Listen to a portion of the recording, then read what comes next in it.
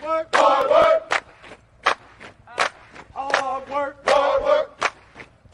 Hard work. Work. There you go. Forward.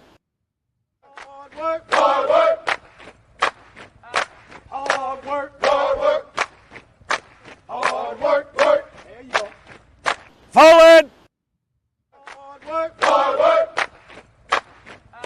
Hard work. Hard work. Hard work. Work. There you go. Forward. Hard work. Hard work. Hard work. Fall in.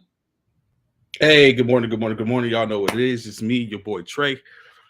And E2G Sports Networks bring to you First Formation Morning Sports Talk. So come on and fall in. Y'all heard the intro. So what's good, everybody? What's good? What's good? What's good? It's a Wednesday.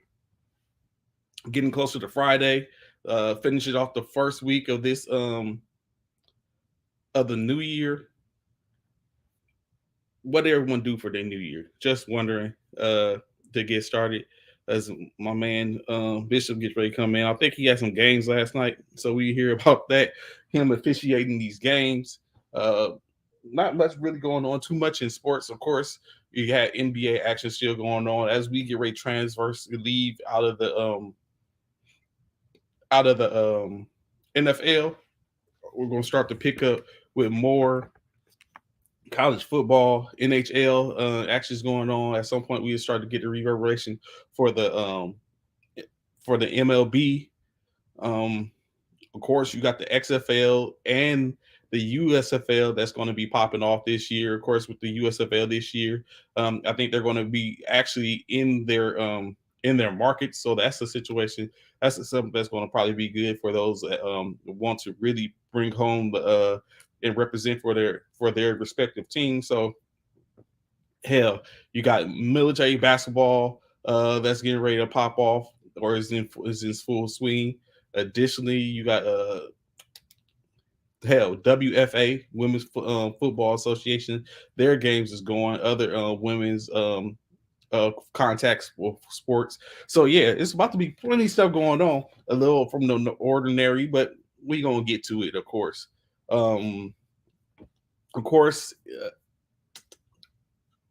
In other remaining within the NFL, 1 second while I get ready to put it back up. It's crazy, right? So we still have the situation going on in reference to Mr. Hamlin, Darren Hamlin. So what is starting to come out is, of course, with some of the good things out that he is breathing. His breathing is starting to get better. He had been resuscitated twice on the field before they got him into the ambulance, and they got an ambulance and got him to the hospital. So that's all understood. But now what is starting to come out is that it was the ideal of the league to continue the game, in which the continuation of the game was going to happen.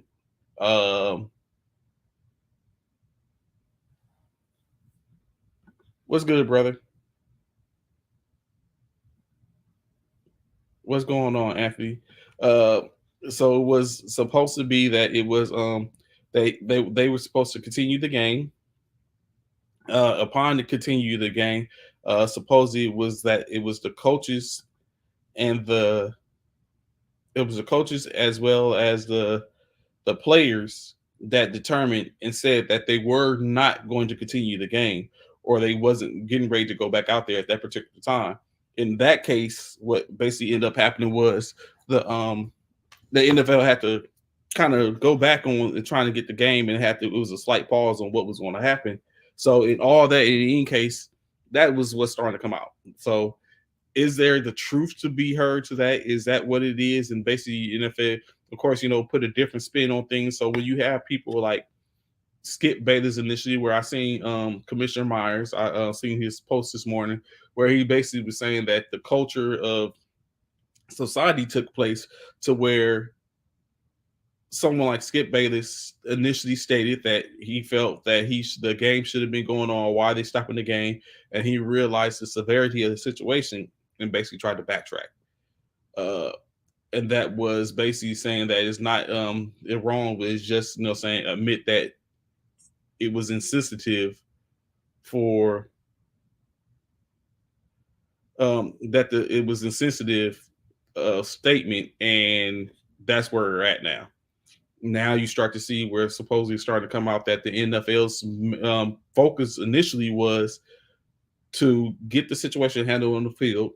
After they have the situation handled on the field, to go ahead and go back and get the players warmed up again. Supposedly Joe Burrow was told to start warming up again because the offense, the Cincinnati Bengals were on offense. And it was the players and coaches that refused to go in and play at that time, to where, I don't know, you could say maybe a coup was being taken, or stance was basically taken. And with that stance being taken, it was at that point in which it's like, you know what, we're going to wait a second. Of course, we see the pictures of Zach Taylor and McDermott standing in by the Buffalo Bills locker room with the officials, in which they was having a conversation and going back and forth. I'm very sure at that point they was probably speaking to Roger Goodell or whoever the individual it is that makes the decisions, and talking and going back and forth. And it was determined that, okay, are we going to start the game, or what's going on? We refuse to, or not refuse to. We just don't think it is the best interest and all this type of stuff. And that to be said. So, of course, that's going to continue. I see Anthony Price said, any good news? I mean, morning good news in the NFL today. Donovan, you think it's going to end with the Cincinnati Bengals winning 7-3? I don't know. If I know one thing that they said, they still don't have any. They don't know how they're going to do it yet. They just don't know. They're not sure how they're going to go about the situation. Are they going to that basically they're going to they won't have the game this week. If they don't have it this week, when will they have it? The only way they could go forth to do that is play the games from this week, and then play the game additionally in the next week. At this point, they should just give both teams a tie. It's a loss. I mean, it's even kill. There's no time for them to sit up and do anything else. The only thing, if they're not playing the game this week, which of course they wouldn't, because the situation is still a very rampant situation. What's good, Stat? What's going on, frat brother? What's going on, Mr. Taylor May? I'd like to have information this morning. At this point, there's nothing else to do, in my opinion. That's not the best, but that's the, oh my goodness. It's okay, there we go. So that's not the best situation. That's the only thing they can do for the most part, is go ahead and do and give both teams a tie. It doesn't affect it's not a loss, but it's not a win either, which could be detrimental at the end state.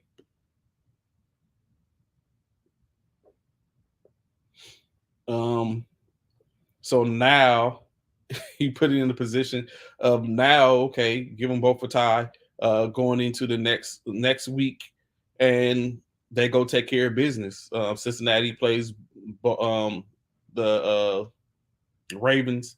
The Bills play the New England Patriots, and they go get their wins there and go on from there, because there's no room or I don't see any possible way they can potentially play that, because in that saying, if they don't get if the team doesn't get the number one seed, they're going to be expected to play the following week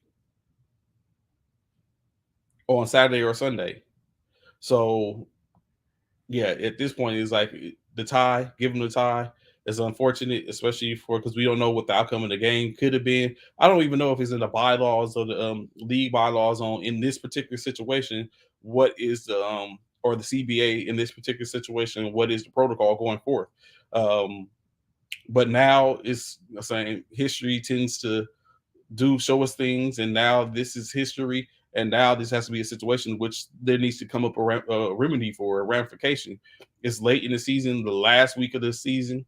I mean, before the last week, one game remaining season. All the buys are gone, so we know during the COVID year how they situated that and finagle the schedules to be able to work that in.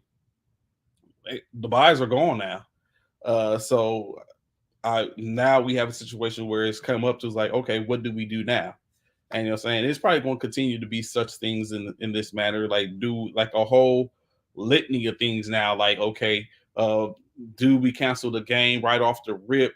At what point is it a threshold in which we should look at, okay, canceling the game?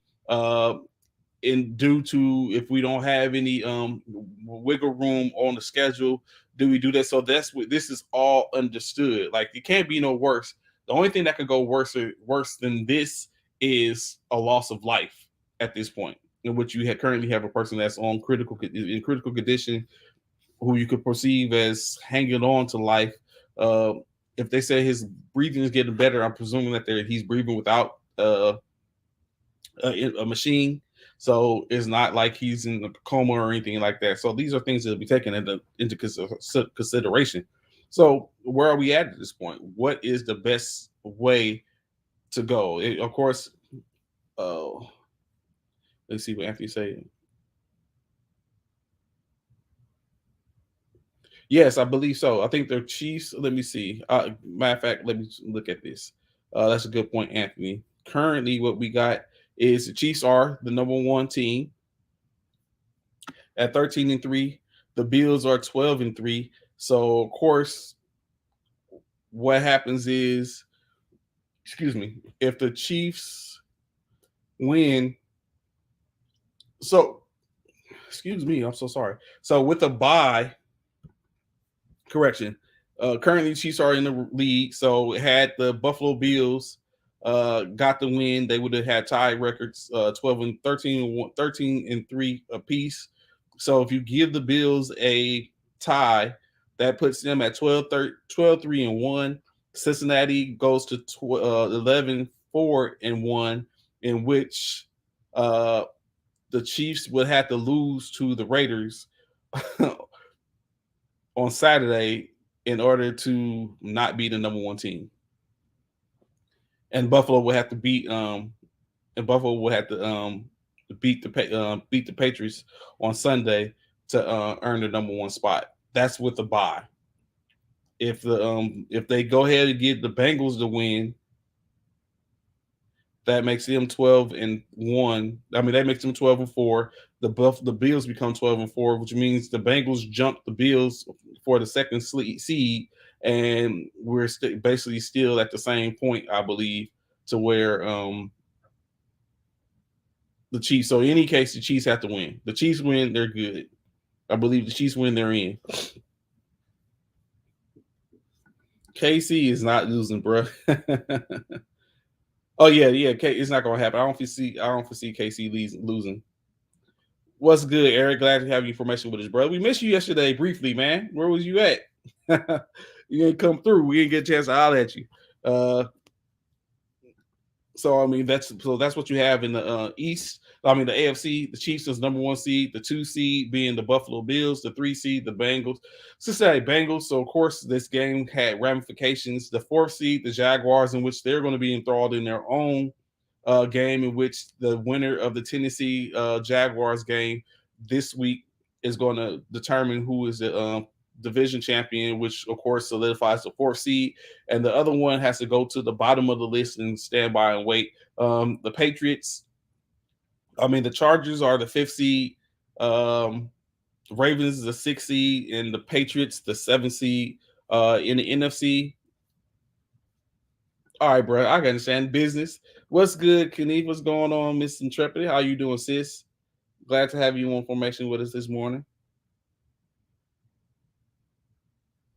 I appreciate it. You appreciate it. Thank you for that.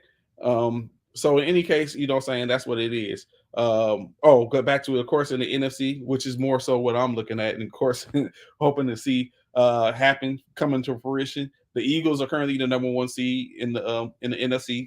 49ers 12-4. Number 2 seed. It's been a battle, but I remember, keep it locked in. I remember when we were 3-4. I said we was going to win we was gonna win. Correction, not 3 and 4. We was 2 and 3, and I said we was gonna win 9 of the next 11 games. I mean 9. Correction, I think we was 3 and 4. In any case, I said we was gonna win 9 of our last games. At this point, we on the 8-game win streak. Let's go. And that was before we lost Jimmy Garoppolo. But in any case, the 49ers, at the second seed, 2 and 4, still fighting to get that number 1 seed. Need help, but we in there. The Vikings at 12 and 4 at the third seed. The Vikings was running for a second. Like at the beginning of the year, it was all Eagles and Vikings. Of course, all it takes is a player. The fortunes can change. In the case, when you look at it, in my opinion, Christian McCaffrey has been that fortune for the 49ers. Truth be told, even with the third string quarterback, although Brock Purdy, in my opinion, isn't a bad quarterback. Like he was all right at Iowa State. But it's the fortunes can change. You see the Eagles currently down without Jalen Hurts. They are looking at one game. The Buccaneers as a 4 seed with their victory over Carolina this past weekend. Carolina had one job. Wilkes, all you had was one job. Any case, they're off. Number 5, the Dallas Cowboys at 6, the New York Giants. Washington couldn't hold on to have to be the last one to say, hey, we're getting in. And then Washington hurts my prediction. I said Washington was going to be a third seed, was going to be third or second in the NFC East.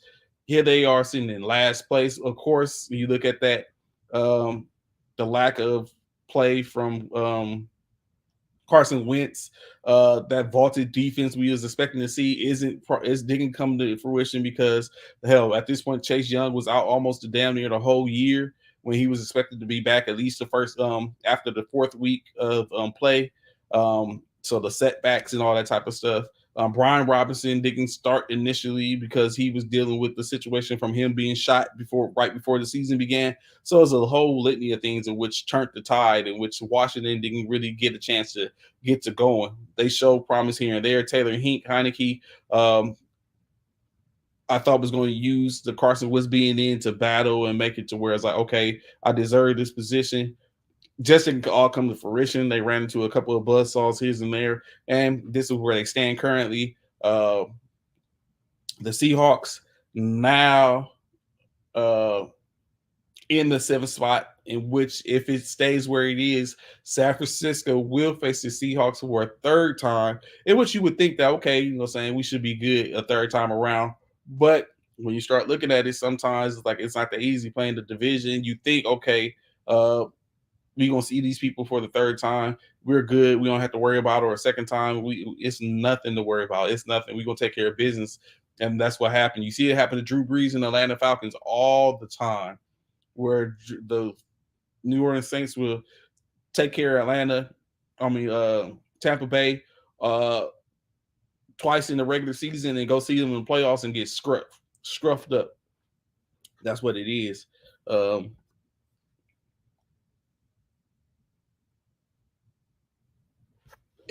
Wasn't there you talking about Washington's coach? Ron Rivera.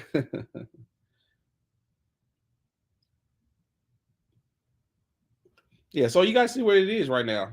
So I understand that. I get your pain, Anthony. You seen it. It was right there. Y'all basically was in the playoffs the whole time up until recently. Like that's crazy. Like I just knew for a fact. I was looking at it's going to be the division champions and the NFC, the remainder of the NFC East is going to be who's in the playoffs. In which that's not the case anymore. Seattle potentially looking to get in. Seattle wins. They actually Green Bay wins. They get in. So it's Green Bay's position, the right. Seattle's just keeping the warm right now. If Green Bay gets the W, they get in, which I didn't see coming. Another finagling of my predictions. Like I thought Aaron Rodgers was falling off. I thought Tom Brady was falling off. I thought Patrick Mahomes wasn't going to be ish without Tyreek Hill initially, and basically all that got debunked. Aaron Rodgers, slow start, currently 8-8, looking at a win to get his team into the playoffs. Tom Brady limped, but got it done. Division champions for the third year in a row, or make it to the playoffs for the third year in a row. And Patrick Mahomes handled his business. Potentially number one seed in the AFC. You know what, Eric? I feel that. I feel that. I think the misfortunes have ran off on for them. So I could agree with you there. I would think that I think my pick will be for the Lions to be victorious and get the win over the Packers this weekend. I just think it's the Lions' time. At least Dan Campbell is at least to get this for him to get this position, get solidified, get into the playoffs, and go from there. Like he's been scratching and clawing. If you've been paying attention to the Lions over the course of the last 3 seasons, the first season with him, it wasn't too pretty, but they was in games, but it's just gonna hold on. Last season they had like 3 or 4 games in which they was there, and it didn't fruition, didn't turn out well, but they was there. And so now they starting out with the same moniker this season, and then next thing you know, they bust onto the scene, start putting some wins together, some stuff. Jared Goff is only 4 years removed from being the Super Bowl quarterback. Of course, it was with a different team. So I think I would bet on the Lions in this case. I would go with the Lions. I think that would be my pick. What I think it was looking like that. It really was. It was Robert Saleh had them looking good. Mike White putting in the work. Zach Wilson, and it just fell off. Breece Hall got injured. Removed the running game at that point. At the point in which the running game was removed, then we started looking at like who is going to do it. They brought in the Nightcat. He was looking good for a second. They brought in my man from Jacksonville. He hasn't settled in the offense, or they can get the offense, or he wasn't doing well. It all started to take a whole different turn, and it's like, what is really going on? It just went. It went a whole different direction. Zach Wilson not doing the best at the quarterback position, or what you would expect from a number 2 rated quarterback. You would expect that he would have a little more maturity in his position, in which presumably he maxed maturity from a professional standpoint and somewhat from a individual in the growth standpoint. But of course, Robert Saleh basically talked about the other day how he's not opposed to that, for the simple fact of when he looks at it, that him with the 49ers a couple of years ago, the defense got handled all around the field. Of course, it was a situation where they were without a lot of their top players, and all the defense was injured. But he was like, Shanahan stayed with him, and they can fire him, and they came back the next year and went to the NFC Championship and the Super Bowl, and he didn't get fired. In which, and then year before last, was a point to where he was given the opportunity, and so that's where he was at. So he's not completely done. They see Zach Wilson in the future for the Jets. It's going to take some time. Breece Hall was done. They had a situation to where no run game, the lack of a true efficient passer, to where it put some stress on the passing game. You got people like Garrett Wilson, Mims, and some of the other. Well, I think one of the receivers got injured. So it's just been a whole thing. So yeah, and like you said, like Eric said, they got a defense. So that's not like they got a top 10 defense in the league. It's just you need both. And it's like sometimes offense is defense can help the defense by keeping them off the field, or putting up points and letting a good defense do a thing. Hell, in my opinion, that's what the San Francisco 49ers offense is. You put up points and kind of or keep them on the field a little bit and get pick up points here and there, and let your defense do what it is. Defense win ball games, bro. So in any case, that's one of the situations what you have. Is there any? Let me see. Is there any scenarios that we have clinching scenarios at all? Of course, the Cincinnati Bengals will clinch the AFC North division with a win or a tie. So even if they get a tie in this case from where they didn't play, they will win the North. They will become division champions. So even a win or a tie is going to give them that position. And the NFC, what we have for the NFC. In the NFC, we have, and then we'll go back to what we talked about earlier. I'm sorry. There's no scenarios in the NFC. So basically, that's what we're looking at. If they can pull that out, we'll see. If not, we stand idly by to see what are they going to actually do with this with the decision on this game. I like your opinion. What do you think should do? What do you feel like is the best answer to this all? Or should they even, do you feel like should it be a win? Should it be a loss? Should it be a loss for the New England correction? Should it be a loss for the Buffalo Bills? Should they both be given ties? Secondly, should they even play this last week? Do you feel like the NFL should postpone or cancel this last week? Or do you think they should cancel it for the Cincinnati Bengals and the Buffalo Bills? What's y'all opinions on this when it comes down to how the NFL you feel like they should move?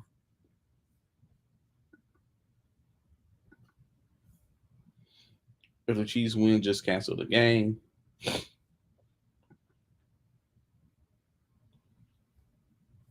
That could be one. I would think that they would have to have that known before these games get played this week. Honestly.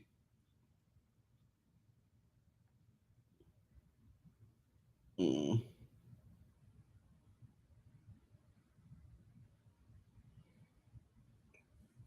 And so, to all those hip hop heads, still kind of in the Buffalo Bill Cincinnati thing. To all those hip hop heads, the late Biggie Smalls had a song in which he said, "You're nobody till somebody kills you," right? In which Hamlin has had his foundation for a good amount of time, chasing M's. In this during this time frame, Hamlin has been trying to raise money. Like he said, he had a GoFundMe account that basically hey, what's going on, Coach Ryan? How you doing, sir? Glad to see your formation this morning. He had a GoFundMe that he was just trying to raise $2,500. At this point, his GoFundMe, after him being hurt, has went from 0 to over $5 million. Why did that happen? I'm just asking a question. It's not to say there's an issue or a problem with it. I'm just wondering, why is it that it took for the unfortunate situation for him to be his organization to be recognized, or his foundation to be recognized? Oh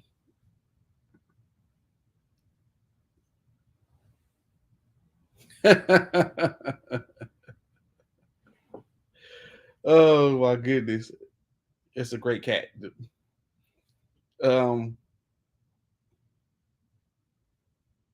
But why did it take for him to have this situation in order for that to be recognized? even though you're saying silver lining, we never know. The Lord works in mysterious ways sometimes. But in any case, that is one thing that's possibly coming out of this situation to where he will be able to utilize those funds to forward his initiatives in which he's trying to do for his organization. So that's a good thing when he comes out of this current situation. So it's just a question as I was looking over my notes. Additionally, we already talked about or briefly talked about Taylor Heineke will get the start in Washington this week as they play as they get ready to play the Dallas Cowboys. Excuse me. So that's not a bad thing. I actually like Taylor Heineke. What's going on, brother? How you doing? What's going on, WGO? What's good? What's good? What's good? Sorry for my tardiness, man. I got to do some pool maintenance, man, this morning. My pool a little low, so I had to put some water in it and stuff like that. But I'm here. How y'all doing on this? So you do the pool maintenance now? No. Actually, the pool guy is supposed to come out. I thought it was him yesterday. It wasn't. Oh. So I got to make a phone call this morning, and find out what's going on. Don't worry about me being late. What about them? How about them Vikings not being early for that thrashing they took by Green Bay? Let's talk about that. Because I remember when you had all the giggles the other day when the Eagles fell. Y'all had y'all starting quarterback. What happened?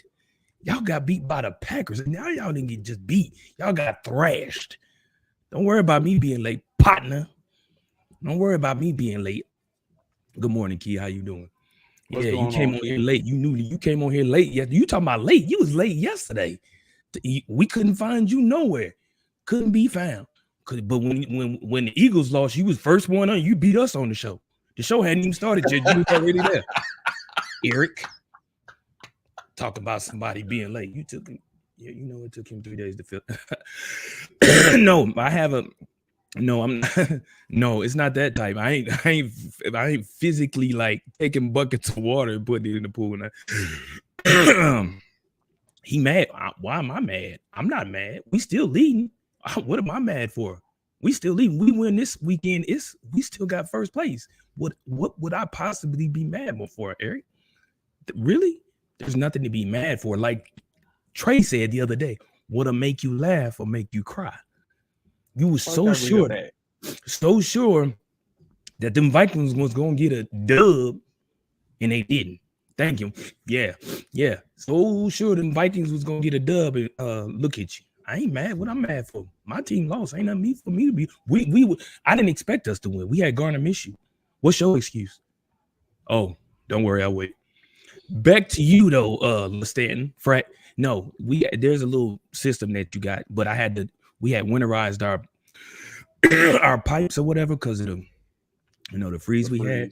Yeah, so I hadn't filled up. We probably ain't filled up our pool in probably 2 weeks, so I had to unwinterize it this morning so we could fill the pool back. So I could fill the pool back up because it was getting a bit low, and if it gets too low, then it mess up all the pumps and all that good stuff.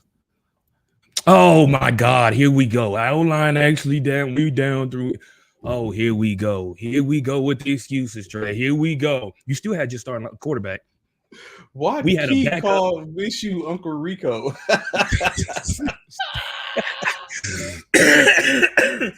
I feel you. He Uncle Ruckus, in my opinion. But anyway, Bishop, let's be real. You thought the Eagles would beat the Saints. No, I didn't. Trey. No, I really didn't think the Eagles were going to beat the Saints. I really didn't. I didn't think they would. I wanted to. You know what? Trey said the Saints was going to beat the Eagles. He said that. Yeah, I think the Eagles were going to beat the Giants, but I want the Giants to win. Yeah, I was hoping that the Eagles would beat the Saints, but no, I didn't think. I said that when we played. I said Garner Minshew is not that dude when I seen how he played against Dallas. I said that.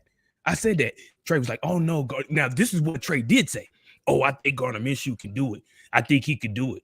I think he could probably, even though he said he could do it, he picked the Saints. But he said, I think, which makes no sense because he said, I think Garner Minshew, y'all don't need Jalen Hurts. He's capable enough to pull off the Saints win. I said, have you ever seen the movie Welcome to Mars or what's that? No. Is it Welcome to Mars?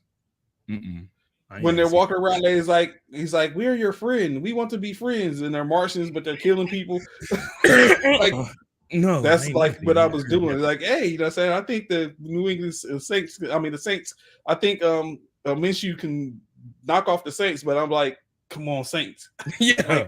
Like, I'm placing the bet. I'm bigging up and I'm placing the bet on the Saints, but I'm like, yeah, let's go Eagles. Like, he was being a hypocrite. He was like, he forgot how to play football. He didn't forget how to play football. He never knew. He never knew how to play football, in my opinion. Key. Gardner Minshew just ain't that dude, man. And neither is Nick Sirianni. I told, which I've been saying from the very get-go, Nick Sirianni is not the reason for our success. He is not. Jalen Hurts is. Nick Sirianni. I've been saying that from the get-go. Nick Sirianni is not the reason for our success. Because if that was the case, Nick Sirianni would make proper calls with the proper quarterback. You're still making calls for Gardner Minshew like you got Jalen Hurts in the game. No, I don't. We don't know. I don't know. The 4th and 1. We don't know. Yeah, exactly, Trey. That part. Gardner Minshew is not Jalen Hurts. Gardner Minshew is not squatting 600, 700 pounds. He's not doing that. So why are you trying to call plays as though he's Jalen Hurts? No. You know what? Actually, especially knowing Lane Johnson was out. Lane Johnson didn't play, so you already got a guard that's out of the game. So no, that's dumb. So do you think in that particular instance could Jalen Hurts have picked up that first down? Absolutely. It was pretty packed. Absolutely, but it's been like that all season. I think they've stopped it once or twice throughout the whole entire season. Somebody stopped it. For the most part, Jalen, when he called that play, I said, don't do that. I knew when it was 4th and 1 or 4th and inch, I said, he finna call that dumb play. And sure enough, he called that play. What up, Freddie? What up, Freddie? Good morning. Good morning. What up, Freddie? Plus, Hurts can't sit out for a month and be ready for the playoffs. That part, I totally agree with you, Anthony. Totally agree with you. Hey, Trey, I have news for you. Uh-oh. What's going on, brother? What up, Freddie? What's the news? If you talk about USC and Tulane, the Green Wave, we are. Why are we bringing up old stuff? This dude, goodness gracious, I was getting over that, man. I was like, oh, this is the worst. I swear. If y'all what are we getting nervous for, CC? What are we nervous for? No, either way go. Even if we lose, we don't have first place, CC. Facts. However, we've been made the playoffs. That's what No, don't, Freddie. Are you serious right now? Did you see this trouble did you see the problem that the 49ers had with the Raiders? Did you see that? Okay. You cannot believe that that's going to happen. Okay. Don't worry. We'll wait on it. Like, you know what? We like Marvel movies, right? You like Marvel movies, right? I do. And I'm very sure you've seen the movie Endgame a couple of times, correct? Correct. And so I know you remember the point on Endgame where Doctor Strange looked at Iron Man and was like, there's only one outcome. Right. Doctor Strange has already told me that outcome. Hey, so when the time is right and I look at you or you get a video and this is what you see, you do know this. You do know this is not a movie, right? You know the NFL is not a movie. You understand that this is not a sequel to the Marvel. You do know that, right? It's not a sequel to Marvel. I'm just letting you know, when you get a video from me, I'm like this. There's only one outcome. All those variables. There's only one outcome. Understand this. First off, Freddie, let me explain something to you. First, the 49ers. If we when we beat the Giants this weekend, when Jalen is back and we beat the Giants, that puts at first seed. The 49ers got to get past the first round first before they even come attempt to see us. They got to get past the first round first. So they better be better. They better be right. If the playoff was to start right now. Oh, hell no. I need them to play somebody outside of Seattle. We'll play Seattle if the playoff started right now. Come on, Seattle. Let's go, 12 man. I see you, Trayvon, looking good, brother. Sequel. Hey, what's going on? What is Trayvon act like this is the Marvel sequel? Like it's gonna be like like, well, I don't know who gonna be playing quarterback. We don't know who when it comes to the 49ers. We don't know who's gonna be playing 49ers, but I guess whoever it is gonna be like Doctor Strange. Y'all shouldn't be. Y'all made the playoffs. San Francisco going to play Green Bay. Ooh, and they don't want to see that bad man. If we they play haven't Green lost. Bay, We haven't lost to Aaron Rodgers in the playoffs in 9 games. they haven't. We not That is fearful. true. That is true. They just talked about it. That is true. That is the 49. No, yeah, that is the 40. Yeah. That is the Green Bay. Yeah, that is Green Bay's Achilles heel. They have 2 not years. lost. Yeah, they have not. That is. But there's a first time for everything. There's a first time for everything. You know what? I tell you, I'll be truthful. There's only 2 teams right now that I would fear, truthfully, in the playoffs. There's only 2 teams. Okay.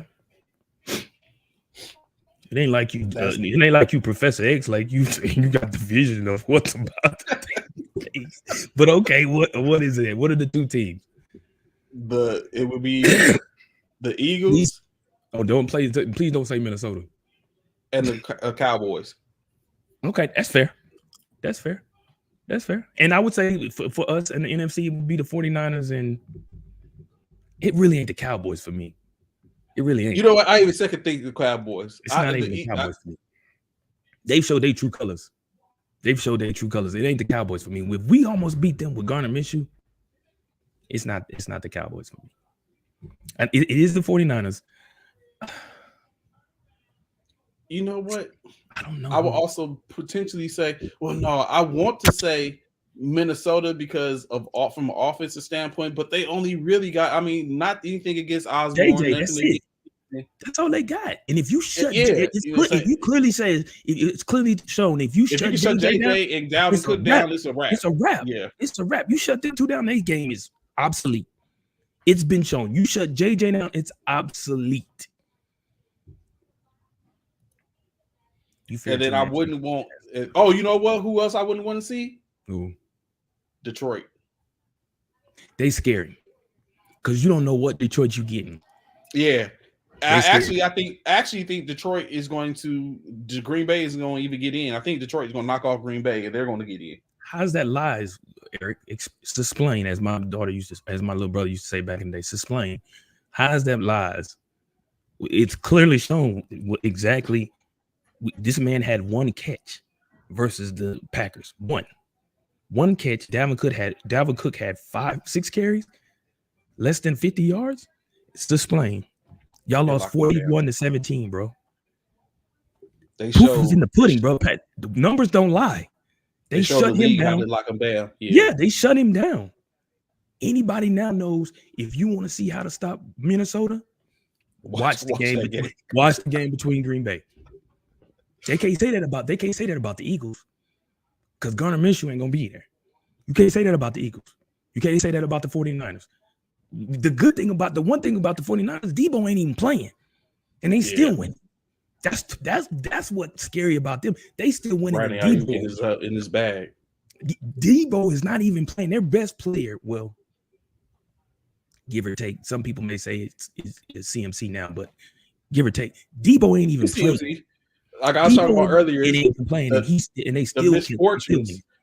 What happens? The fortunes or misfortunes with a player. Like I firmly believe that us getting Christian McCaffrey has basically invigorated us to where we are. Y'all losing Jalen Hurts for them 3 games is where y'all are. Like Coach Uriah was just saying. Wow, I don't know what happened to Minnesota. Y'all ain't lost nobody, and I don't know what the hell how y'all are doing. What's y'all excuse? At least the 49ers and us have an excuse. What's y'all's? Oh, the O-line, right? Got it. What does that happen? Man, stop. I don't like that. But he put up a lot of yards. Right. Which I see what you're saying, Coach Hunter. I get it, but he's doing what he needs to do to get it done. And that's all you need to do. That's all you want from a backup. That's all you want from a backup. You want him not to lose the game like Gardner Minshew, who's losing the game for us. Unlike Gardner Minshew, That's what's happening. He's losing the game for us. San Francisco quarterback is not doing that. He's not losing the game for them. A lot of games, JJ didn't score a TD and we won.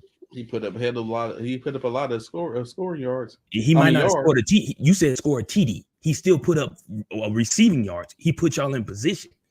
Whether he scored a TD is irrelevant. He ain't got to always score a TD, but if he put y'all in scoring position, that's just as good as scoring a touchdown. I totally agree with you, CC. We are hurting defensively. We lost Maddox. We just lost old boy too this past weekend. Golly, I can't talk. He got carted off. You absolutely right. We're hurting defensively. Vikings traded for a tight end, not really using it. What tight end? Hawkinson. Oh, the Packers and Bucks are the two teams I don't want to see. Cowboys are all right. It's question for me. Don't know what to make of them. The Bucks. I'm not the Bucks. I'm not concerned about at all. In any case, across the spectrum, the Bucks are a lot like Detroit, though, Dre. To be honest with you, they somehow they didn't pull the way to get into these playoffs. But I mean, they exploited. They found out that whoever was on Mike Evans was going to be exploited, and they exploited it. They made it work. I don't foresee them being able to do that with everybody.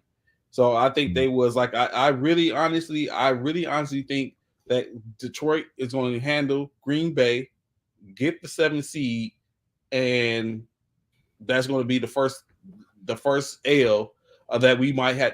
That's going to be the first situation that we're going to have to endure because if Detroit gets in, then it's Green Bay. I mean, if Detroit gets in, now we play. I think Detroit is who we play. We even play if Green Bay loses, we even play Detroit or Seattle if they win. If Green Bay wins, we play Green Bay at the 2 spot. Of course, if y'all lose and we win, we're the number 1 seed, and Philadelphia goes to the 2 spot or the 3 spot, depending on if they go to the 2 spot. So I don't know. Oh, correction, maybe the 5 spot. If y'all lose, do y'all go to the 5 spot? Who, us? Yeah, if y'all lose and Dallas wins the division, correct?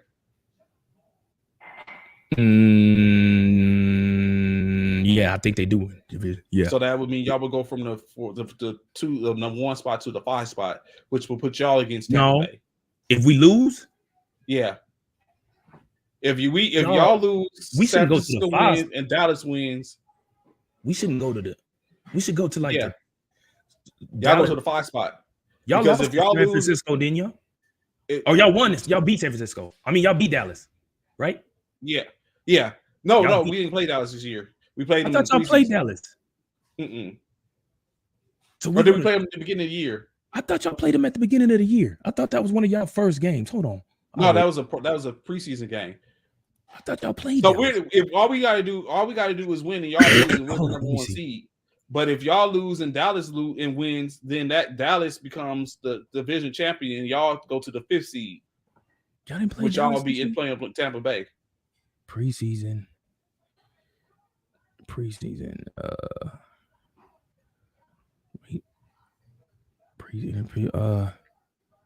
Y'all didn't play Dallas? I could have sworn I thought y'all played Dallas. No, y'all didn't. We played Philadelphia. We didn't play Dallas this year.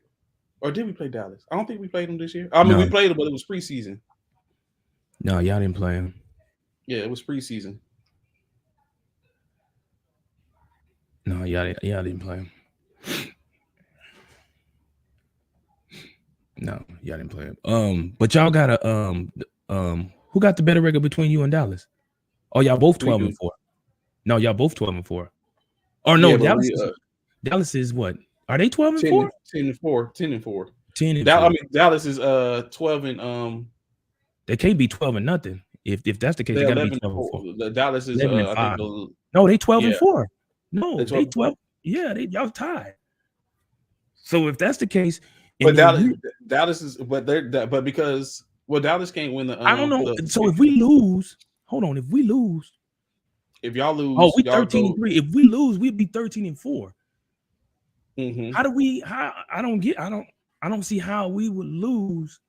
We still because we beat Dallas. Dallas beat owns us. We beat if Dallas we owns the lose to the Giants. tiebreaker How? because they defeated more people in the conference or something like that, and they had the division. They win by the division record. Dallas would be two. Would be three. Only they lost to didn't they? Didn't Dallas lose to? They lost to us. Y'all.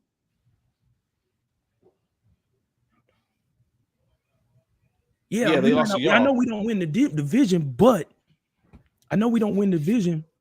Yeah, I think Dallas only lost. I think Dallas only lost to y'all. They beat the Giants. They beat the Commanders twice. They beat the Giants twice and the Commanders twice.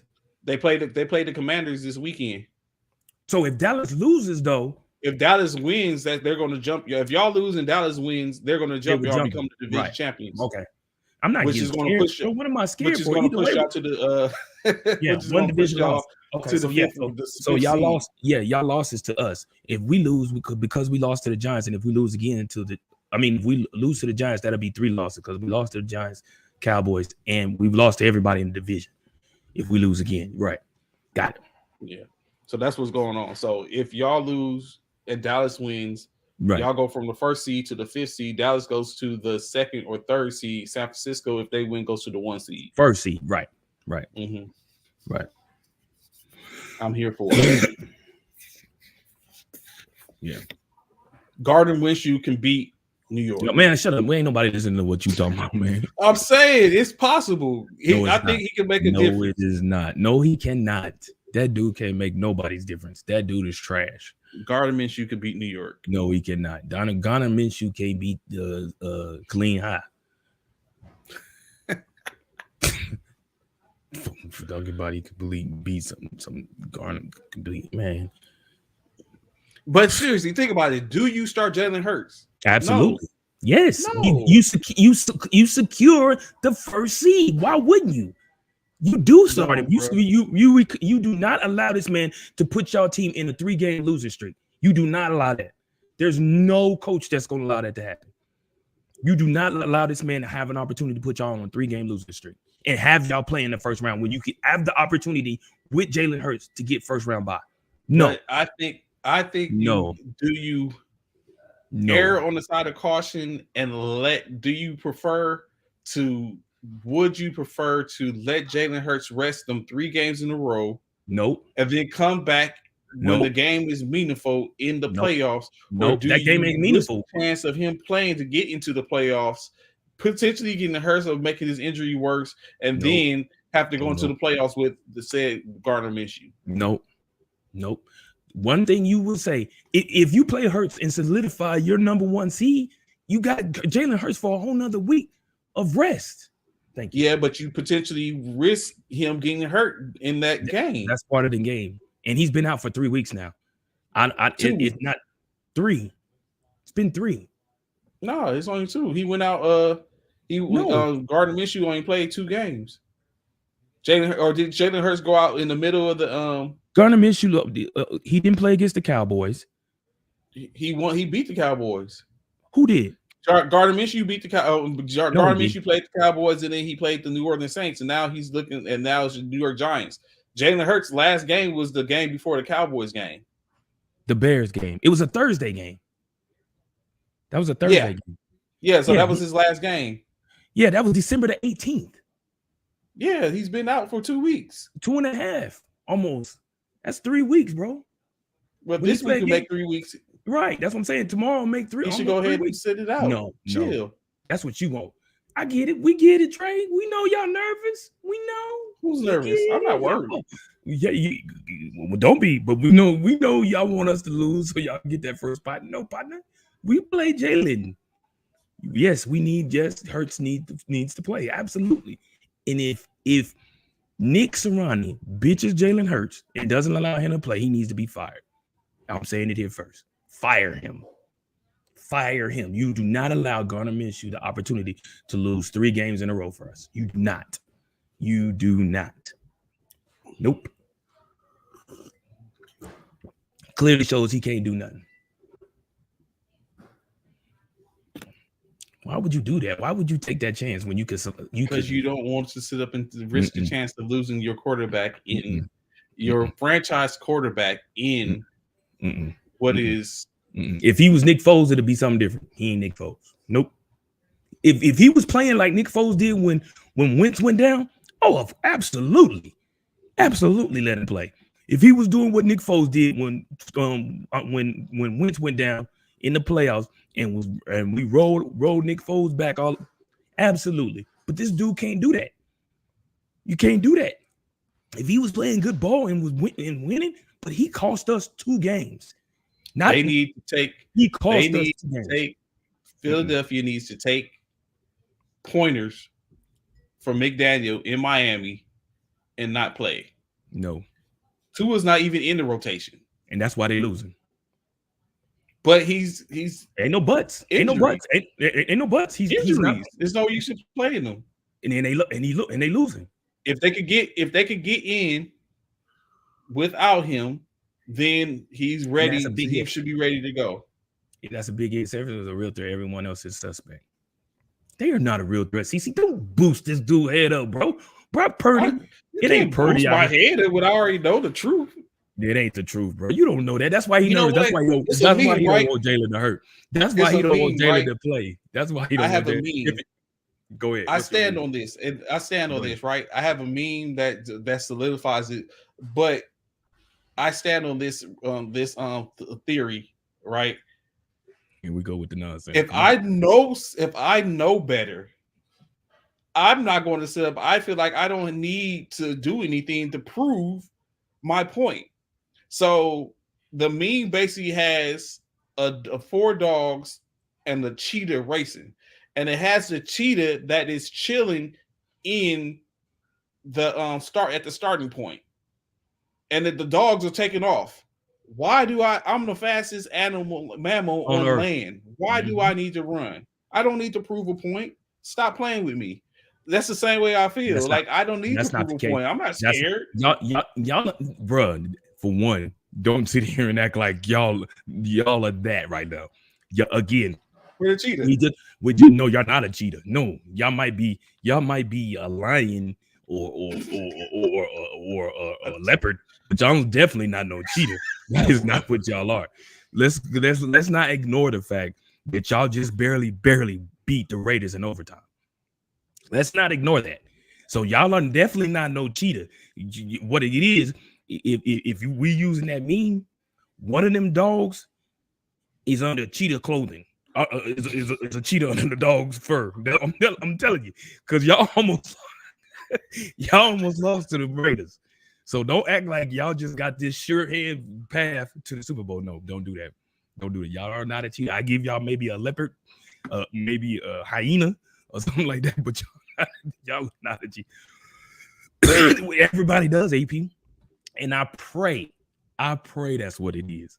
Anthony, I so pray that's what it is. It's a cat dog. It's a cat dog. Yeah, I pray we see them 49ers in the playoff. I pray we do. I'm not gonna lie, bro.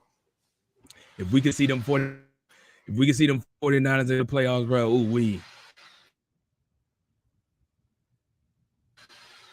Freddie, what's good, man? What's good, man? I'm gonna tell you what's good, Freddie. What's going on? You got this dude over here just already putting the 49ers in the Super Bowl, and I don't know why.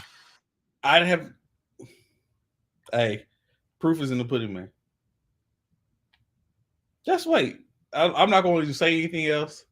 I'm going to stay quiet. So, CC, I totally understand what you're saying. A win is a win. You get it. However, when hindsight is, you struggled with a team who has a losing record. You struggled. I get it. Everybody say, oh, you played to your competition. BS. When it's all said and done, you struggled with a losing team, a losing record. Now, Trey's going to come back with we had Brock Purdy. He's a third string backup, blah, blah, blah. Not that he was Mr. Irrelevant. We all know who Mr. Irrelevant is, right? Who's Mr. Irrelevant? Brock Purdy was Mr. Irrelevant. How is he Mr. Irrelevant? He was draft. That's what his title was. He was the last draft pick in the draft this year. Oh, that's what makes he him was the Mr. 200th and the very last. So he was Mr. What number? What number was Tom Brady? Tom Brady is like what a fourth or sixth round pick, which is 200 and something, bro. But he was drafted in the what round was Tom Brady drafted in? Sixth round, 4th round, 5th round, something like that. 6th round, something like that. Yes. Brock Purdy was the last player drafted in the 7th round. Doesn't matter. Doesn't matter. The fact of the matter, Brock Purdy came from where? Iowa State. Thank you. Where did Trevor Lawrence? Tom Brady came from Michigan. Right. Where did Trey Lance come from? North Dakota State. Carson Wentz's little brother, right? Basically, it tells you. Like, I don't know where you drafted. Don't make a sense. Where did Jerry Rice come from? Mississippi State. But he's one of the greatest. I mean, not Mississippi State. He was HBCU. Yeah, he's one of the 199th pick. Thank you, Don. 199th pick. But he's considered one of the greatest wide receivers to ever grace the field. It don't matter where if you Mr. Irrelevant, it's about what you are right now. You're Mr. Right Now. Who cares about where you drafted? The ideal is what I'm saying is the rhetoric that I'm speaking of is he wasn't even. He was just drafted. Like how many we know out of all the people that some of them some of them are going to be playing for an XFL or USFL team. You're gonna see some of these cats in Brahma and San Antonio Brahma. Yeah, Mississippi Valley. I'm sorry. Is going to see him in you're going to see him in you're going to see them in San Antonio Brahma apparel. You're going to be looking at them at a San Antonio Brahma game. Some of these people got drafted here this year. Brock Purdy won't be one. No, he won't. You're right. I know he won't. He's going to be a Super Bowl quarterback. I know he's going to be what? A Super Bowl quarterback.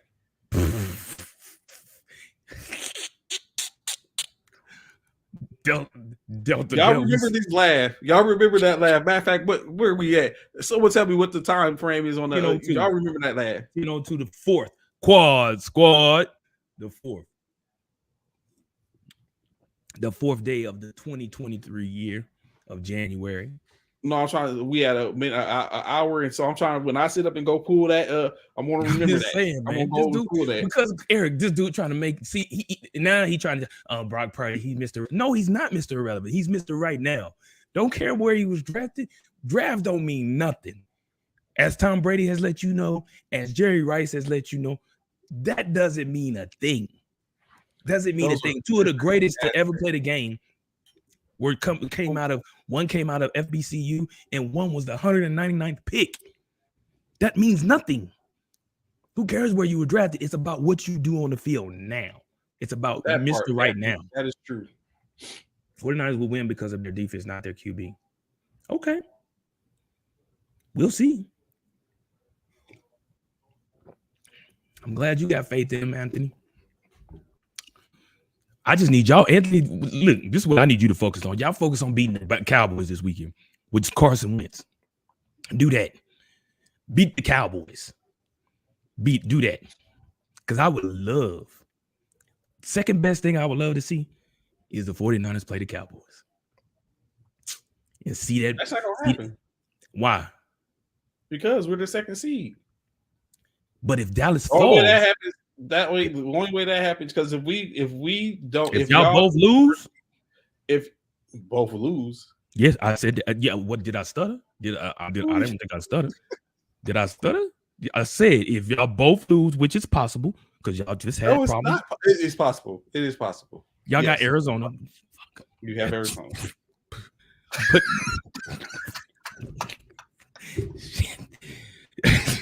We have Arizona. True. Wow. But anyway, I mean, and then Dallas got the Giants, which is possible for them to lose. It's definitely possible. Daddy dimes. Sir, that's not going to happen. I'll lose hope this season. I lost hope. What? Come on, you can't lose hope on your squad. Come on, Anthony. Come on, y'all. Come on. And y'all playing at home. Come on, Anthony. We're the first. What's the first? What do you mean, what's the first? I want to see that. I'm just saying, the chances of Arizona winning, I get it. You're right. On the road in San Francisco, it's totally a possibility. It is. CC. Ron Rivera is an idiot. Laughing out through their season out with trash. CC, you already know how I feel about Carson Wentz. I've been saying that for the longest. I don't know why they keep putting this dude back in the starting lineup. The dude is trash. I've been saying it. And I don't know why they continuously put this dude in the game. I'll take 49ers over Tampa Bay. Brady seems to have it.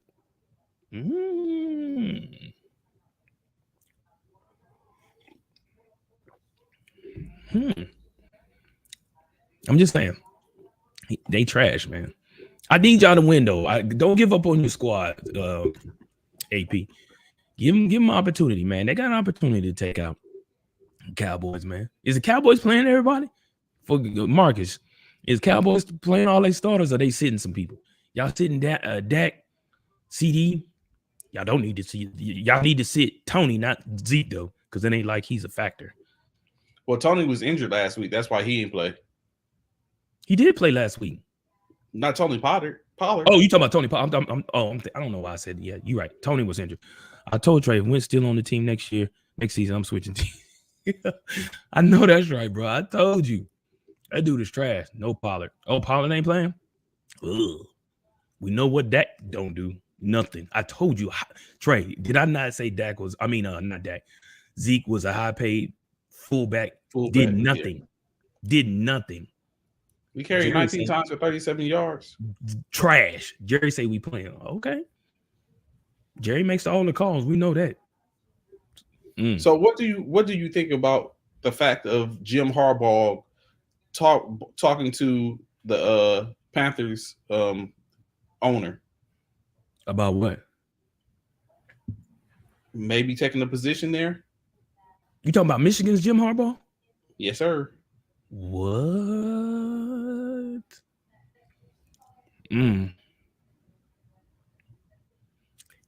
But see, this is the thing, right? I feel that Steve Wilkes is being disrespected. I can see that. But not only that, I feel like, Jim, you finally beat Ohio State, but then you lost your bowl game to TCU. He lost 2 bowl games in the last year. He's been in he's lost 2 games. He's 0-2 in the CFP. Yeah. I don't see what is there to talk about. Rumor Panthers offering him what? Ooh. He's not worth 20 mil, bro. He's got to win a CFP first. CFP. In my opinion, they're going off of his fame with San Francisco. Now he took San Francisco and turned them around. But that's how long ago? He got kicked out because of what after that though. Like they had 2 years after that, 2020. Yeah. Well, no, that's only 5 years ago. No. It's longer than that. It was 2014, so it was 8 years ago. You're right. I agree with you, CC. He left in 2013, 2014. Right. So, and yet he has not won a college football playoff, nor has he won a national championship. I personally say there's other coaches out there. It's just talk to. I get it. It is. But I personally say, who would you want as your coach right now? Since you don't like Sirianni, who would you want as your coach right now? I would want Doug Peterson back, to be honest. I don't think we should ever got rid of Doug. Doug didn't want to play Jalen because he was stuck on wins. But I'm sure he definitely ain't stuck on wins no more. D.O.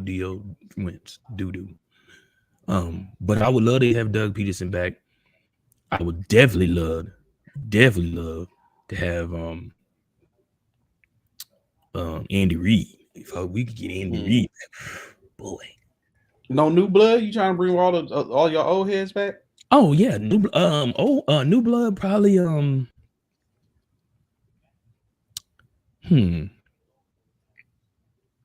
Who's out there? You know who I wouldn't mind having? I wouldn't mind having Sean Payton. You think you can do something with Jalen? Oh boy, do I. I think Sean Payton would be a good addition. Yeah, I would love to have Sean Payton. Yes, sir. So to answer your question, Anthony, Oh, go ahead. To answer your question, I think Wilkes. I mean, he took them. They was cellar dwellers. He almost took them to the playoffs. Right. He stayed. He stayed with the plan. I don't know was it per him or who it was, but he went ahead and said, "You know what? We're going to stop this. We're going to even start. We're going to get rid of Baker Mayfield, and we're going to go with Sam Darnold or PJ Walker." And he decided to stay with Sam Darnold because he was doing a heavy. I think they had Baker Mayfield in the fold, and they still went with PJ Walker. Right. So Baker Mayfield was just a stopgap for him. Which they've played better since Baker left. And Christian, honestly. Yeah. But Baker hasn't played bad over in LA either. I think was he 1-2, 1-3 in LA, 2-2, 2-3, 2-1. I mean, in LA since he got there. But we all know that's not his team unless Stafford can't come back. Right. I hope Stafford comes back. I do too. I really like Cooper Kupp. And I don't think Mayfield's going to do it for Cooper Kupp. Now Cooper could come to San Fran. We'll take it. Look, I remember in the beginning of the season when he was saying, "Oh, Eagles should get it." When I was talking about, "Well, we'll take this person or we'll take this," oh, y'all. He was like, "Oh, y'all should pick up everybody." Look who it is now. Yeah, I asked for one person. No, that ain't who all you. No, you was talking about you talked about OBJ coming there. No, you talked about OBJ coming there. OBJ. Don't play. He's a free agent though. Still, people which I was talking about was free agents. You talked about OBJ coming there. You talked about who else it was? Oh, they was talking about when Alvin Kamara was talking. They were talking about us having Cooper Kupp is not going to make a big difference. Rams going to be in a real big rebuild next year. Probably so. That's safe to say. You was talking about getting Alvin Kamara. I don't think I even talked about Kamara. Yeah, you did. Yeah, you did. When they was talks about Alvin Kamara. The Green Machine about to have Alvin Kamara. I've never said anything about Alvin Kamara. The Green Machine about to get who? What Green Machine? The prison system, prison football team, the Green Machine. You stupid. We're about to have Alvin Kamara. You stupid. That's who's about to get Alvin Kamara, the Green Machine. Green Machine. You stupid. Nah, then you might not, because old dude got off, so he probably gonna get off too. Who got off? Was it someone else facing prison sentence or something like that? He got away. Oh, I don't know. Alvin Kamara gonna be playing for the same team with the with old dude from the Raiders.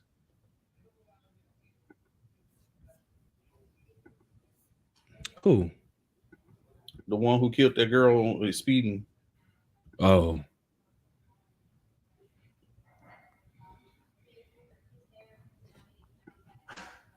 If they play for the same teams.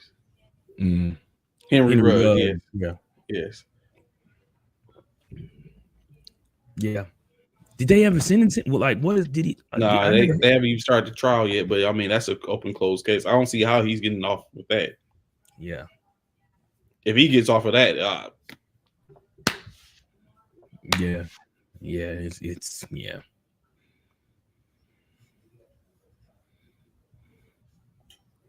Make me think my whole career. All you gotta do is have a jazzy mouthpiece.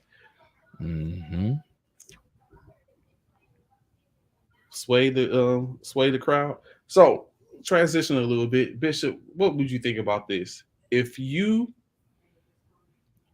as a service member, go to war and have a valorous career or situation where you pull your soldiers from a wreckage, from an IED, hold off insurgents by yourself with an M4, or disregard a saw, because that's what our weapon, a saw, a 241, a 249. You hold off insurgents with a 249, and then they sit up and hail you You get a medal, and the next day they piss test. They give you a piss test. How are you going to feel?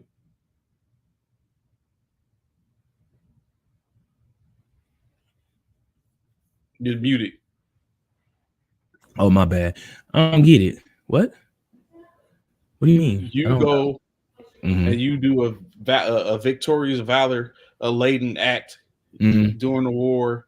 IED hits your unit. You pull your soldiers from the wreckage. You Say the hold lie. off You hold off the insurgents with a 249, Mhm. and do all this type of stuff. So you know, saying you do great. You know, saying a great something that hasn't been done in X amount of years, Mhm. and the next day you get drug tested because you're like, Wow. you know, saying you did a lot of stuff. I did a lot of stuff. What do you mean? Yeah, I you did? did a lot. You know, saying you was on one. You was in the zone, and you know, Mhm. saying they test you for substance abuse or substances, Okay. PEDs, whatever like that. How are you going to feel? I don't know. I ain't gonna feel no type of way. Why No? would I? No. Why would I? Why are you being tested? Because you after your courageous act. You know what? I don't think I've ever heard that happen. I don't think they So get. I don't think they. I don't think they have. I don't think they have. I don't correct, think I they get drug that there haven't. So Yeah. the reason I asked Okay. is because this is what happened to Donovan Mitchell Oh yeah, I after heard his that. 71-point game. Oh wow. They tested him for PEDs. Oh wow. Oh wow. That's disrespectful. That's very disrespectful. You get what I'm going at. Like, yo, I just sit up and did this. I'm on a high, you know what I'm saying? It's like, But what's why? wrong with this But dude? this is my thing. Why him? They didn't test Luca. It's supposed to be random, but Well, it's random after he drops. It's random after he drops them that many points. just like so in the military, and for those that don't know, for those who do know, everything is supposed to be random, even 100%, 100% test, 100% testing of your whole unit, Mhm. or you get randomly drawn by 10% or something like that, right? Where you don't know. So I remember one particular time, me as a young soldier, Mhm. I just happened to be in the position to hear my first sergeant and one of the platoon sergeants having a conversation. Mhm. During said conversation, Mhm. I heard this platoon sergeant say to the first sergeant, "Who else do you want?" In which I seen said first sergeant and said platoon sergeant with a piece of paper in which they was calling the names off the piece of paper. However, there was nothing written on said piece of paper. But this is supposed to be a random urinalysis. Well, so don't get it twisted. Now, now we all know that when it comes to something like that, and if it's being asked by the first sergeant and to the platoon sergeant, obviously the platoon sergeant either They had people on inside. yeah. They called like 25 people. Yeah, they had inside info, and 9 times out of 10, he's trying to catch whoever gave him the info on regards to that selected individual and whether or not they hot or not. So we get it, you know what I'm saying? Because I would have walked up on some soldiers. I remember as a platoon sergeant getting some info, and it just so happened I was still at the office when I got said info. I called my first sergeant. I was like, "Hey, this is the 411. These the mathematics." And she was like, "Hey, go to the room." So I walked over there, and just as I was getting over to the room, one of the soldiers was coming out and tried to walk out. He's like, "Yeah, that's them up in there." I was like, you come back in here. I was like, "Hey, wait." I was like, "All y'all up right now." And so it was like 4 of them. And I was like, "All right." I took them all back. I was like, "Let's go. Get your stuff. Let's go." Took them back over to the unit. The urinalysis UPL came up and got them tested. But of course, what they were alleged to have been engaging in was spice. So at that time, you couldn't detect spice. Right. Yeah, so at the time you can detect spice. So it's like it was just they got a freebie, but it's like I'm on you. I understand. I know it was good. So yeah, I remember spice. I remember that. That was a big thing at one time. But then, like you said, the reason for the season, like we were just talking about, is why is Donovan Mitchell being was he targeted? Yeah. Hey. That's I don't know, man. I don't know. But can performance enhancing drugs now get the PEDs got you? Let's talk about it. PEDs, right? They help you, and I feel like, and I don't know, maybe y'all can enlighten me on some of these things. But PEDs, they help you in regards to maybe run faster, maybe strength, things of that nature. Can it help you shoot better though? Can a PED actually help a person make a shot? I mean, really, come, like seriously, man. I think this is the thing. Now it might give him more stamina. It might have made him less legs fresher, kept his legs fresh, but it's not helping you. It's not helping you make a shot, bro. It's not. A PED is not helping you make a shot. And now, if I'm wrong, y'all tell me. But I have never heard of PED. So all those PED takers out there, let us know. All you PED takers, really? I have never heard of PED allowing someone or helping someone make a shot. Hit a ball in baseball harder, farther. Yes, like I said, it helps with strength and stuff like that. But making a shot, it's not helping your form better. It's not helping you spread your fingers wider. It's not doing any of those things, man, in my opinion. But I'm like I said, if y'all know some more, I mean, there's some street pharmacists out there maybe that know something. But me, nah, bro, not me. So, in addition, even to the same thing with Donovan, do you know that it was said to wait, hold up. Let me see something. So I think what it comes down to in reference to that is, like you said, just for that question, it definitely is a situation. Excuse me, I'm so sorry. It's definitely a situation to where it's obviously there's you can basically it's going to help with the muscles. So they in terms maybe help with the expansion of lungs, the ability to run faster on the court, jump higher, and all that. What's good, Commissioner Myers? Glad to have your information this morning, sir. How you doing? And like you said, Freddie, basically the muscle endurance of the muscles, muscle strength. So basically that, saying where it could be helpful in that case where had he or any particular person engaged in taking PEDs, especially on the basketball court, then it could be that, like helping with the muscles and the running and all that type of stuff. So, but I just think it was a little it's odd that he got tested after that. Like we didn't hear any questions, or that he happened to come, or it could be coincidental. We didn't hear anything about Jokic being not Jokic.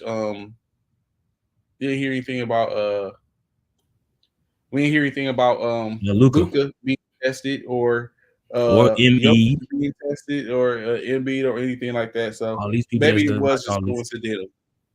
That's very suspect. I'm sorry. That's very suspect for me. But you know what's not coincidental?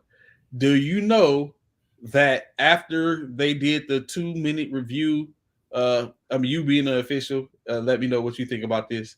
They did the 2-minute review and came to find out that Donovan Mitchell had a lane violation, which would have wiped out him scoring that last bucket that sent them to overtime, that allowed him to score those points that basically put him in the 71 points club.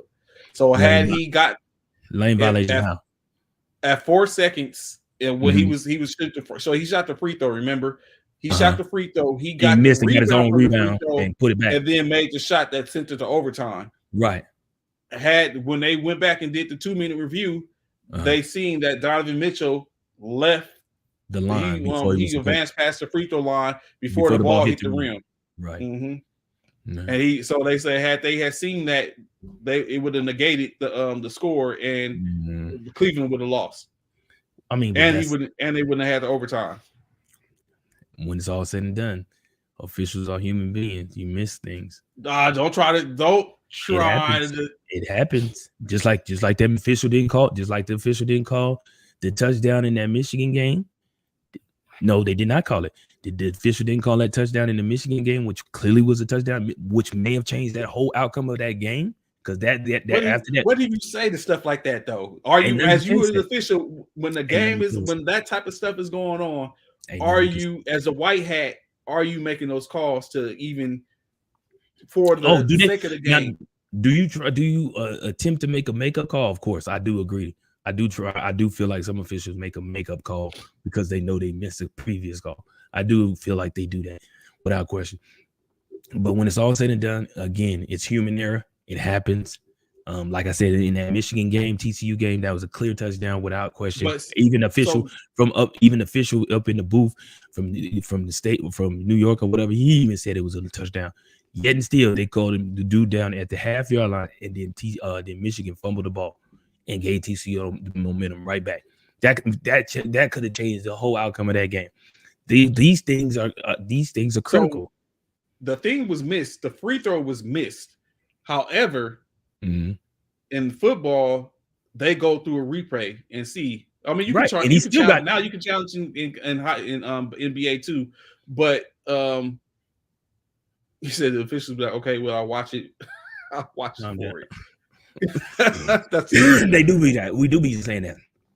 That's all we can do. Because if we missed it initially and the coaches come to us and be like, hey, you didn't see that? Obviously, I didn't. I missed it, but I'll watch for it. Or sometimes the player, hey, white hat, man, this dude is holding me. He's giving me elbows or he's hooking.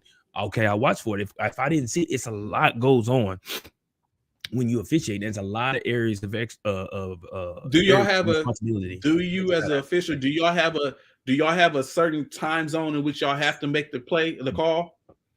Yeah. So you don't. So in my opinion, and this is just me, right? So you can make a call late. I just feel like you can't make it too late. Like you can't. If a call happens, say on a fast break, if something happens or a call, if something happens during a fast break, let's say a travel. Say a travel. It's hard to miss the travel free throw line, and you make the call when they're at half court. Right. So say okay. Say for instance, say it's a fast break. Dude's doing it's a fast break. Or boy travels, and he misses the shot. And then the offense is going back, or the defense is now offense going back on the fast break. And you wait until they didn't got halfway past a half court to make the call on the previous side of the court. That's way too late. That's way, way too late for you to make that call, because now you didn't kill their possibility of a fast break, giving them an opportunity at 2 points or 3 points, whatever it may be. That's way too late. Now, however, same scenario, you come down, he travels, the defense get the rebound, they starting, but you call the call prior to them actually heading down the court back the opposite way. That's cool. Even though it was late, it's still in a time in which it wasn't there, because you don't know what the outcome would have been on the opposite end of the court. However, if you waited after half court and you could clearly see that they possibly was going to be able to score, that's way too late. So say in this particular instance with the Donovan Mitchell thing, and you're an official, that's your call. If you see, as of course, knowing the ramifications of him making or missing that shot, you realize he passed the line. He's already made the shot, and what's called setting up to take the ball out. Are you making that call then? So this is the thing. Was it reviewed? Did anybody I don't review it? Just wait. It was all into real time. They didn't. How they found out is they went back, because they go back and look at the last 2 minutes of the game to make sure they got all their T's crossing. So it's a 2-minute report. They in the review of the 2-minute report, they seen that he crossed, that he he violated. He had a lane violation that So if wasn't they didn't called. see it with they, so that's the thing. So if they never saw it with their naked eye initially, there's no way you could make that call later if you never saw it. So that's why I'm asking, if you were the official and you realized at that real time, and you're the line, you're on the baseline, and you see and you do it, and he already done crossed the line, he done made the shot, and now they're taking it out, but you realize wait, he violated. You can make the call then. Right, I would say you can, because then what's going to happen is they're going to look at it. Now there's going to be a review. Okay. That actually take a look and be like, wait, hold up. You know what I'm saying? Let's make sure. Right. Okay. Right. Now there's going to be a review. You know, it's going to be a review. Just like sometimes have you seen, for instance, a 3-pointer is made, and then the team takes a timeout and it goes to commercial, and then it comes back and they say, oh, it was actually a 2-pointer. Because somebody seen something and said, "Hey, his foot go back. His foot was on the line," and they negate it and take the 3 points off and make it a 2-pointer. It would be the same instance. It would be the same instance. Okay. And then on that last call, would you have made a call in reference to that Michigan game, the targeting? Would you have made that call?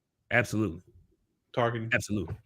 Even though the game was what we was looking at, so is it based on it was legitimately being a call, or was it been based on you want to stay in the game for rating purposes and you're trying to help the league? I'm definitely because of I'm doing it for the call. I give a damn about the rating because I'm gonna get paid regardless.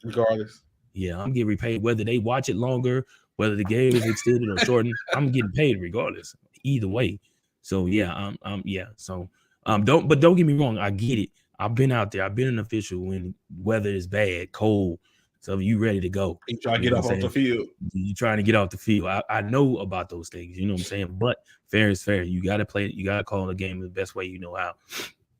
Now, what I will say for any of your games? Oh yeah, the head official. Yeah. Oh yeah. And I will say now, when it comes to flag and stuff like that, these cats, like I think it was a few weeks ago, I called a game. These cats calling timeouts, bro. You can't come back. The game is over. You at 7 plays. Even if you were to score, you can't come back. You down by too many points, bro. What are you calling timeouts for? Or a team that's up calling timeouts because they're trying to steady run up the score. No, bro. Stop that, man. Stop it. Well, that's what y'all basically like running clock because y'all basically can dictate that. Right. There's certain things. I'm like, why are you calling a timeout, bro? Why are you? Oh, well, we know we need score. But bro, seriously, you finna really like make this game last longer than it has to last, man. That's crazy. But it happens. It definitely happens, without question. But that's sometimes the fun part about the game, man, because you get to control stuff like that. Basketball's about to be in full swing. Yeah. Full swing. That it is. I wonder if Coach Rod still on. I asked him. I had sent him a message and see if they needed some volunteers for his tournament. Hold on. What'd you say, Mike? What'd you say, Coach Myers? What'd he say? Question: Do y'all not make calls so you can get out of there early? No, I wouldn't say that. I wouldn't say that. At least I don't. I can't speak for everybody else. I can't speak for everybody else. I don't. Officials really have the game in their hands. They do. They can decide whether the game's going overtime, whether a game is won or game is lost. They do. Literally, they do. You can make a call and know clearly that ball was not caught, that ball was bobbled, that ball that you didn't tackle him or you didn't, whatever. Yes, they clearly can dictate the outcome of a game without question. It was or wasn't a 3-pointer. All of that. Yeah, they definitely can make that. But no, to answer your question, Commissioner Myers, no, I do not. If I see it, I'm gonna call it. If I see it, I'm going to call it. I'm not gonna be like, oh. What would you say is your miss to make call racial from your standpoint? It depends on what sport. Basketball. So with basketball, well, with all sports, in regards to officiating, everybody has their area of responsibility. So sometimes you find yourself, or especially me, I found myself at moments calling in out of my area of responsibility. And I've been Is that checked. wrong? It is wrong. It is Oh, wrong. okay. By officials etiquette, yes, it is wrong. You do not call out of your area of area of responsibility. You don't. That is not your lane to call something. Like, so a lot of times, basketball players, they're like, ref, why you call that?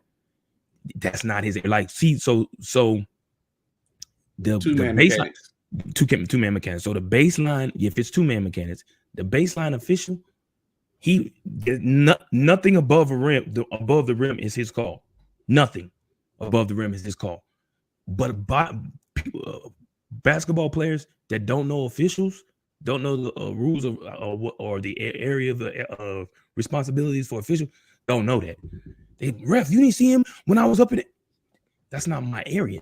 That's the official up there at the half court mark. That's his area of responsibility. That's not mine. What the hell could potentially be going on above the rim? Oh, sometimes people over the back is that's okay. Over the back, you know what I'm saying? Grabbing up there. What I'm looking for is the pushing in the lane. If the baseline official is looking for pushing in the lane, hooking, things that traveling, things of that nature, 3 seconds, all of that. That's what that baseline official is looking for. You know what I'm saying? Down everything on the ground, basically. Everything on the ground, that's what that baseline official is looking for. So that's two-man mechanics. That's what the assignments are. Right. The half court officials, everything above. Now, since 1997, I never had a tech called on me. The officials I respect are ones who are approachable. Coaches have to quickly assess his personalities to get the right. Absolutely. You know what? And to you know what? I've never, in the years in which I've coached or officiated Commissioner Myers, I have not called a tech on anyone. I've not. I feel like I feel like you can avoid it. Now, you do have those officials who don't give a damn, who will give you a tech for staring them down. Like you got those officials who are quick to give you a tech. Like they trying to meet a quota. I mean, you know, you have something to do, but I've never had to call a tech on anyone. But you're right. When it comes to communication is key. A lot of times, coaches and have a tendency to believe that there's favoritism when you have a direct line of communication with certain officials, but that's not the case. Sometimes you just officiate so many of that coach's game. Y'all have that communication. Y'all have that rapport where y'all can talk and be able to get an understanding. Hey, you come to me and say, hey, Mr. Official, hey, Whitehead, man, hey, can you watch the trial? Yeah, I got you. I can watch. Compared to another coach, man, what you blind? Official, what you can't see? What the like when they go like so? Then now you finna be a butthole because they being a butthole. You about to be a butthole because they being a butthole because there's a way to approach every circumstance. If you could talk to me like a human being, I can talk to you like a human being. But if you start to get on my nerves and you doing stuff and just being real aggravating because you can, because you want to, come on, man. He said I got real close to 2017. Oh yeah, some coaches they be belligerent, man. They just get out of, and then you got the fans, they all in your ear and stuff. You can't do what's wrong with you? You can't see. It's like it's never ending. I'll bet you on that part. Are you gonna blow your whistle and all that type of stuff? Yeah, and then you got the players. Players look at you. So I was like, you didn't see that? I didn't see anything. I seen a physical game.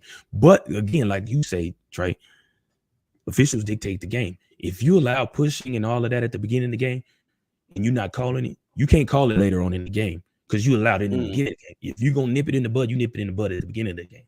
So therefore, it sets a presence throughout the entire game.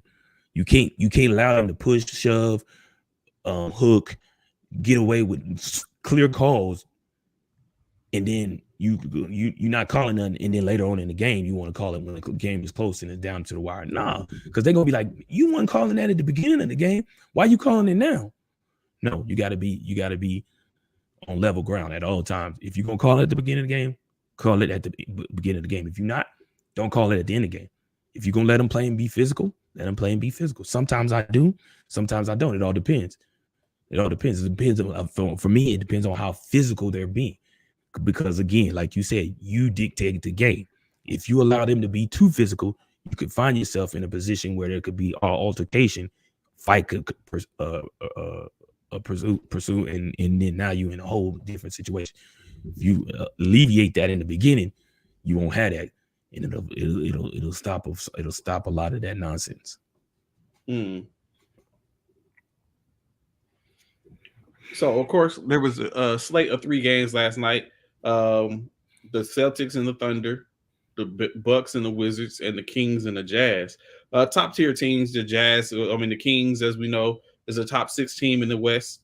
The Bucks is a top 3 team in the West, or top 4, and then of course the Celtics on top 3 team in the East, across to the East, both in the East.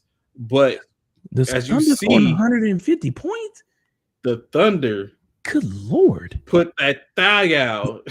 You ain't lying. That thigh out. Yeah, it was going down in the OK last night as the Thunders put up 150 points to the Celtics 117. Couple of things about this, right? The Celtics had all their players. Thunder did all their players. The Thunders was missing their top player in Shai Gilgeous-Alexander. The Celtics, 29 points, 2 rebounds, and 1 assist from Jaylen Brown. 27 points, 6 rebounds, 2 assists.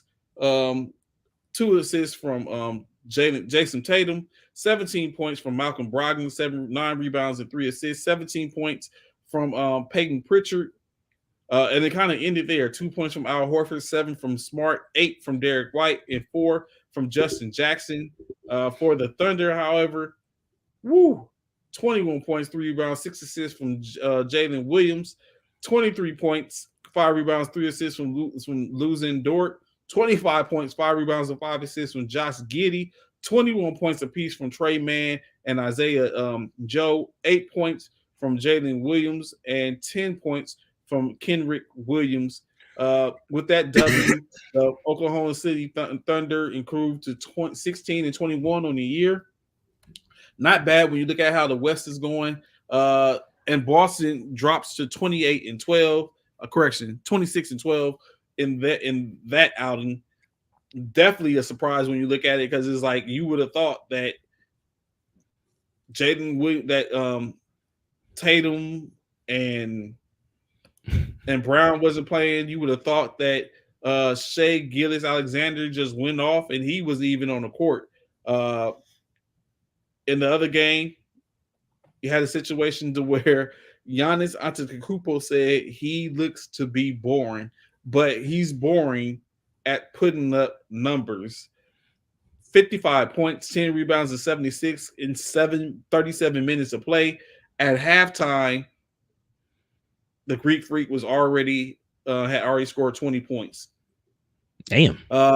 21 points, 12 rebounds, 3 assists from Brook Lopez, 17 points, 13 rebounds, 4 assists from Bobby Portis.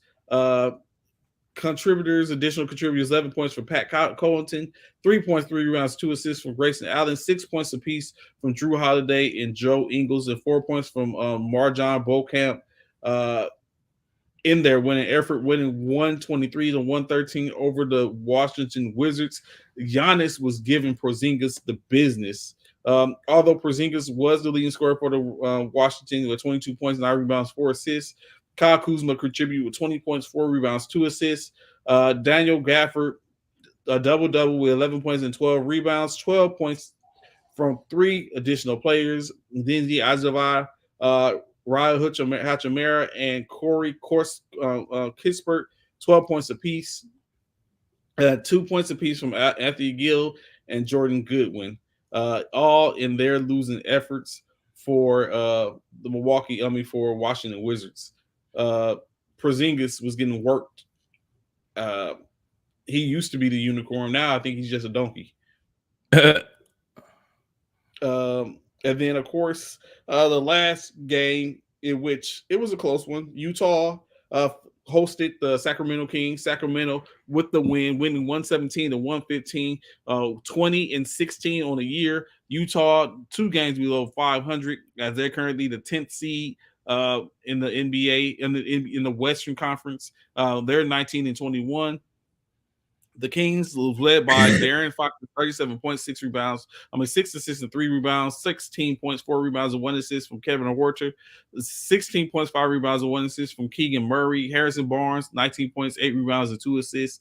DeMontis Sabonis, 21 points, 14 rebounds, and 8 assists in their efforts that got them to win. 28 points, 8 rebounds, 1 assist from Lauri Markkanen, 18 points, 1 rebound, 7 assists from Mike Conley Jr., 24 points, 3 rebounds, 2 assists from Jordan Clarkson, 14 points from Jared Vanderbilt, and 16 points from Malik Beasley. At tonight, of course, they open the games up a little further, 12 games to be played. You got the Cleveland Cavaliers hosting the Phoenix Suns, so we'll see Donovan Mitchell again. I wonder what his outing would be. Will he drop 30, 40, another 70 maybe? We don't know. The Charlotte Hornets will face off against the Memphis Grizzlies. The Philadelphia 76ers host the Indiana Pacers. The Orlando Magic hosting the hot shooting Thunder from last night. The New York Knicks will be hosting the San Antonio Spurs. The Toronto Raptors will host the Milwaukee Bucks. The Houston Rockets will travel to New Orleans to take on the Pelicans. The Minnesota Timberwolves will be hosting the Portland Trailblazers. The Golden State Warriors hosting the Detroit Pistons. The Chicago Bulls will host them ratchet as Brooklyn Nets. The Sacramento Kings to host the Atlanta Hawks, and the Los Angeles Lakers to face off against Miami in LA. No, y'all doing good. That's what's up. No, 14-game winning streak, baby. Let's go. 14. Number 2 in the West. That's right, baby. Let's go. Only a game behind the Celtics. Correction, half a game behind the Celtics. Yep. A win tonight. And we right there, baby. We're tied. What's up? Yeah. But do you want a number 1 seed in everything? Do you think, what does the number 1 seed get you actually? First round bye for in football. Yeah. But do you believe in the bye, or do you want to buy, or do you want to continue to play? No, I want to buy. Why wouldn't you want to buy? That's more room. That's more time for your players to rest up. For an opportunity to be healthy enough to play for that next upcoming playoff game. Absolutely want to buy. Why play more games if you don't have to? Why? So I see the buy differently. I see the buy hurt and all of that. Go ahead, I'm listening. I see the buy as an opportunity to remove a chance for other people to have the first chance to get rid of teams. That's how I see the buy. But why not let someone else do the dirty work? Yeah, that's what I'm saying. Eliminate someone else to play. Yeah, eliminate some possibility, because if that's the only way I see the buy. I don't think I want my team, or I don't want to be tired going in. I want to sit up and stay fresh. I just got finished playing. Let's continue to be fresh. Let's continue this momentum. That part, absolutely. That's what I would like. But of course, it could be a triple-edged sword, like we talking about with Philadelphia earlier. It would have liked to have got the win versus New Orleans.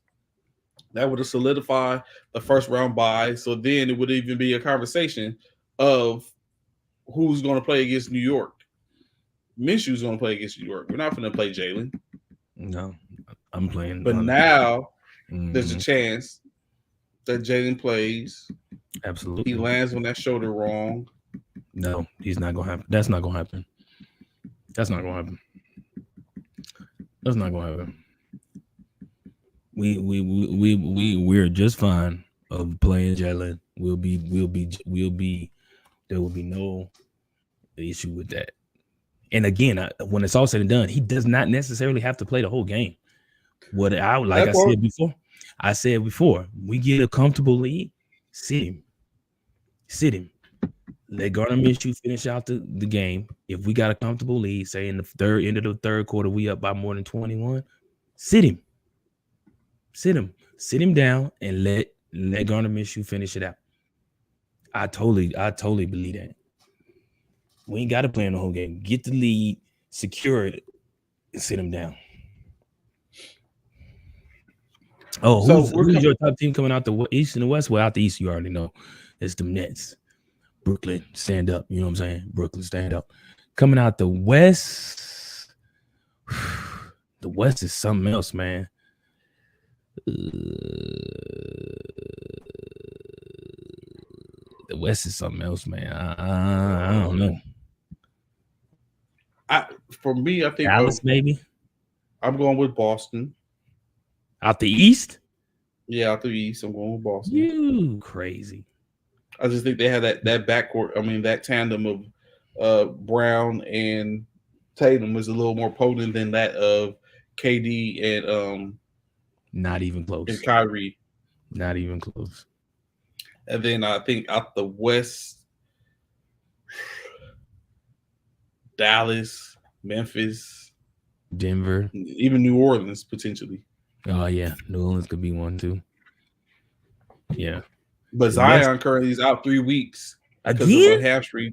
Yeah, hamstring strain. Oh my God, this dude. Hamstring. Yeah. The West. The thing about the West, they up in the air. I ain't gonna front. Yeah. The West is up in the air. I will say that. They up in the air. Now speaking of, we got only a few minutes, real quick, without having to give, because we got Monday to sit up and finalize. But right now, who are you thinking is victorious? Who's this year's college football champion? TCU, man. Hands down. TCU. You don't even got to think about it. Nope. I'm picking TCU. TCU ain't got nothing to lose, man. They hungry. Georgia won it last year. They barely escaped on this past weekend. I gotta go with TCU, man. I gotta go with the Big 12. Gotta go with the Big 12. I agree. I gotta go with the Big 12. I definitely agree. I'm for that too. They sleeper team, bro. The sleeper for this game. Well, it's a little early. I guess we could call it a show. As we continue to keep our eyes on and look at what is going on with the Darren Hamlin situation. Yeah. Any new words? I ain't heard nothing. Nah, I'm thinking. What do you think they're going to do? You think they're going to call the games a tie? They're going to give it to Cincinnati? What you think? I have no idea what because I keep hearing mixed reviews. I think Stephen A. Smith was saying this morning that he felt like they should push the game to the right before the playoffs, push the playoffs back a week, and allow them to play in between the final game and the playoff game, and then go from there. For me, I say appreciate you, Freddie. Thanks so much, bro. Appreciate you, Zach. Thanks so much, MA. For me, I say leave it the way it is because that means I'll be fantasy champion and go keep it moving. You know what I'm saying? Fantasy champion. You're in the lead, aren't you? Yeah, I'm trying to see what. Yeah, and I guess they haven't said. I'm assuming they just gonna. Yeah, it's on hold because it's waiting on that game. Yeah, so like right now it says I'm the winner, but I guess they holding it. I don't know. Mm-hmm. Right now I guess they holding it. I'm assuming they're holding it because I don't. I don't know. and if that's the case, both in both leagues out due to the tragic unprecedented circumstances starting for Monday night, we are working through the fantasy scores and are awaiting further updates. Tune in for the games to resume or cancel the game. In the interim, scores will be held in place as of the moment the game was suspended. We will provide further updates as soon as possible and appreciate your patience. Right, so that's what NFL fantasy is saying. That's what NFL fantasy is saying. So I don't know, but I don't even know how you do that. Do you start the game back over? I mean, do you not start over? Do you start from where it left off? No, it starts from where it left off. Yeah. If they continue the game, it starts from where it left off. Yeah. So I don't know, but yeah. It is what it is. I say they cancel the game or make it a tie and leave it where it's at. Yeah, tie. I think that's the same thing I was thinking. Tie. Leave it a But tie. of course, if they tie, that gives Cincinnati the division. Yeah, I say leave it a tie. But in any case, we greatly appreciate y'all rocking with us. Y'all know where to catch us every Monday through Friday, 9 to 1100 hours. Talking about sports, sometimes just stuff in general. We look forward to see y'all tomorrow. It's today was Wednesday. Thursday seems like it's came back up so quick, swiftly. Goodness, the weekend's over. The week's over already. We need more of these type of weeks. It's your boy Trey. Appreciate y'all rocking with it. Bishop, any last words, brother? No, man. Enjoy y'all hump day, man. Be safe, have fun, hug on someone, hug on your loved ones. As we all know, things happen. Never know when you get an opportunity to say I love you and hug someone or talk to someone or whatever. So be sure to do so, man. We appreciate all those of you who was on here, from the Mike Myers, Kamish, Freddie, Zach, Marcus Gardner, Don, Cornelius, AP, to Eric Smalls, to Anthony Price, to where's she at? Key Williams, Freddie. Good to see you as well, man. We just totally appreciate each and every one of y'all. As I always say, Lestanton, as I always say, first formation is not first formation without y'all being on the show, being and tuning into the show. We greatly appreciate y'all. Thank y'all so much. Y'all have a blessed day, and we gonna holler back at y'all. Y'all be easy. Peace. Thyro 5 Military Fraternity Incorporated. We out.